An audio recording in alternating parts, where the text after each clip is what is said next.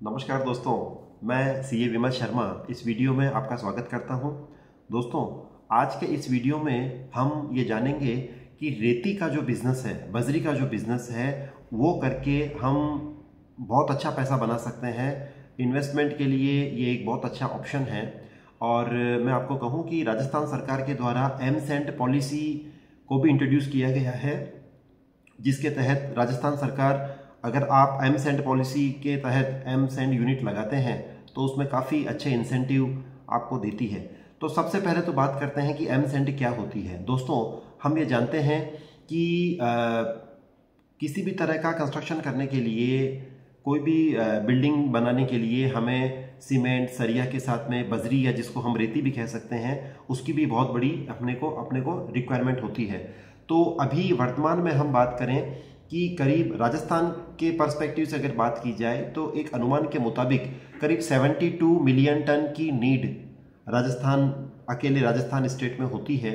और जिसमें से वर्तमान में जो एमसेंट यूनिट्स लगी हुई है वो करीब 50 के अराउंड एमसेंट यूनिट्स लगी हुई है, और वो सारी यूनिट्स मिलकर के करीब 13 मिलियन टन का ही प्रोडक्शन कर पाती है। तो यहाँ पे ये देखना जरूरी है कि ये जो बहुत बड़ा गैप है, जो डिमांड और सप्लाई के बीच में गैप है, इसकी पूर्ति कहाँ से हो रही है? तो इसकी पूर्ति हो रही है रिवर सैंड से। और रिवर सैंड जो है वो गलत तरीके से नदियों का पेट चीर करके, जो है गलत तरीके से इलीगल माइनिंग करके रिवर सैंड का यूज़ किया जाता है और उसकी सप्लाई की जाती है। सुप्रीम कोर्ट की भी इसके ऊपर रोक है, इसलिए राजस्थान सरकार ने सोचा है कि एक राजस्थान सरकार को राजस्थान में एक सस्टेनेबल ग्रोथ देने के लिए, जिसमें इकोसिस्टम भी अपना बेटर हो, वेस्ट मैनेजमेंट भी अपना प्रॉपर हो, उसके लिए एमसेंट पॉलिसी लेकर के आई है सरकार। अब जानते हैं कि इस पॉलिसीज के क्या नए फीचर्स हैं, जिसको जान करके आप इस बिजनेस में आप इन्वेस्ट कर सकते हैं। तो सबसे पहले दोस्तों मैं बताना चाहूँगा कि एमसेंट पॉलिसी 2024 में इंट्रोड्यूस की गई है। इस पॉलिसी का जो ड्यूरेशन है वो 31 मार्च 2029 तक है। यानी कि अगर आपको लाभ लेना है तो 31 मार्च 2029 के पहले हमें यूनिट इस्टेब्लिश करनी पड़ेगी। अब सबसे बड़ा बेनिफिट इसमें यह है कि एमसेंट पॉलिसी के लिए अगर आप कहीं पर भी ज़मीन खरीदते हो राजस्थान में, तो उसके लिए आपको स्टैम्प ड्यूटी में वेवर मिलता है। 75% वेवर आपको अपफ्रंट है और 25% वेवर जो है स्टैम्प ड्यूटी का, वो आपको यूनिट लगने के बाद में रिफंड मिलता है।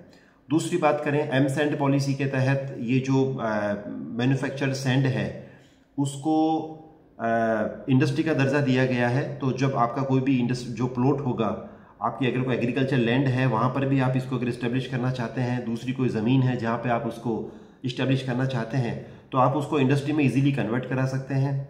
उसमें कन्वर्जन चार्जेस में भी आपको 75% अपफ्रंट बेनिफिट मिलेगा, कोई चार्ज आपसे नहीं लिया जाएगा, एग्जम्पशन है। और 25% जो चार्जेस है उसका आपको रिफंड मिल जाएगा यूनिट इस्टेब्लिश होने के बाद में। उसके बाद में हम बात करें, कैपिटल सब्सिडी भी इसमें है और एमएसएमईज के बेनिफिट भी आप इसमें ले सकते हैं, जिसमें इंटरेस्ट सब्सिडी भी आती है।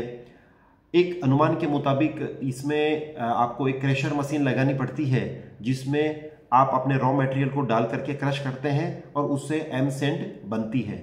अब दोस्तों बात करते हैं कि इसकी आगे क्या डिमांड है और गवर्नमेंट इसको कैसे प्रमोट कर रही है। तो दोस्तों अभी मैं कहना चाहूँगा कि राजस्थान सरकार 25% जो भी सरकारी बिल्डिंग का निर्माण होता है, चाहे पंचायती राज संस्थाएं हैं, चाहे लोकल बॉडीज़ हैं, या फिर स्टेट गवर्नमेंट के कोई भी कंस्ट्रक्शन प्रोजेक्ट हैं, उनमें वर्तमान में 25% एमसेंट काम में लिया जाता है। उसको बढ़ा करके 50% किया जाएगा फाइनेंशियल 2028-29 तक। तो ये कहना है कि मेरा कि आगे आने वाले 3 साल में गवर्नमेंट खुद इसकी डिमांड को अपने लेवल पे डबल करने वाली है। और दूसरा, हम सब जानते हैं कि जिस तरीके से बिल्डिंग और कंस्ट्रक्शन का काम कितना तेज गति से बढ़ रहा है, उसी गति से एमसेंट में अगर आप यूनिट लगाते हैं तो आपको बेनिफिट राजस्थान सरकार देगी। अब हम बात करते हैं कि इसमें और प्रोत्साहन योजनाएं क्या है। तो दोस्तों मैं कहना चाहूँगा कि हर डिस्ट्रिक्ट में पहले 2 प्लॉट आवंटित किए जाते थे एमसेंट यूनिट के लिए, उसको बढ़ा करके 5 कर दिया गया है। यानी कि एमसेंट पॉलिसी अगर आपको लगानी है तो 5 प्लॉट का आवंटन तो राजस्थान सरकार के द्वारा हर डिस्ट्रिक्ट लेवल पे किया जाएगा। उसके अलावा आप भी अपनी यूनिट अपनी खुद की ज़मीन पर या कोई ज़मीन परचेज करके भी कर सकते हैं। बाद में अगला बेनिफिट यह है कि इसमें आपको सरकार के द्वारा ओवरबर्डन प्रोवाइड कराया जाएगा। अगर आप वहाँ पे ऑक्शन लेकर के ओबी की लीज वगैरह लेते हैं तो वहाँ पे आपको डीएमएफटी चार्जेस जो हैं वो भी 50% तक रिड्यूस किए गए हैं। रॉयल्टी का जो खर्चा है वो भी 50% तक उन्होंने रिड्यूस किया है, यानी कि काफ़ी कम खर्चे के ऊपर आपको रॉ मटेरियल मिल जाएगा। रॉक्स वगैरह हैं, सैंडस्टोन माइंस है, वो जो एरिया है वहाँ से आपको इसका रॉ मटेरियल मिलेगा। इसके अलावा जो डेमोलिश होती है बिल्डिंग, पुरानी बिल्डिंग को डेमोलिश करते हैं तो उसका जो वेस्ट है उससे भी आप एमसैंड यूनिट में रॉ मटेरियल वो भी आप काम में ले सकते हैं। तो रॉ मटेरियल की जहाँ तक मैं समझता हूँ राजस्थान में माइनिंग का एरिया है, ओवरबर्डन है, ऑलरेडी काफ़ी मिनरल्स वगैरह अवेलेबल है, तो उनका जो ओवरबर्डन है, उनके ऊपर की जो मिट्टी होती है या उनके ऊपर का जो मटेरियल होता है वो आप उसमें काम में ले सकते हो। डेमोलिश बिल्डिंग का जो मलबा है वो आप काम में ले सकते हो। तो इस तरीके से रॉ मटेरियल का कोई यहाँ पे इशू है नहीं, डिमांड का कोई इशू नहीं है। और स्टेट गवर्नमेंट के द्वारा जो इंसेंटिव आपको दिए जा रहे हैं उसमें भी काफ़ी अच्छे इंसेंटिव है। तो आप ये सोच सकते हो कि आप अगर यूनिट लगाना चाहें तो करीब 5 करोड़ के इन्वेस्टमेंट में आप ठीक ठाक यूनिट इसमें लगा सकते हैं। बाकी डिपेंड करता है कि आप किस कैपेसिटी का प्लांट इस्टेब्लिश करना चाहते हैं।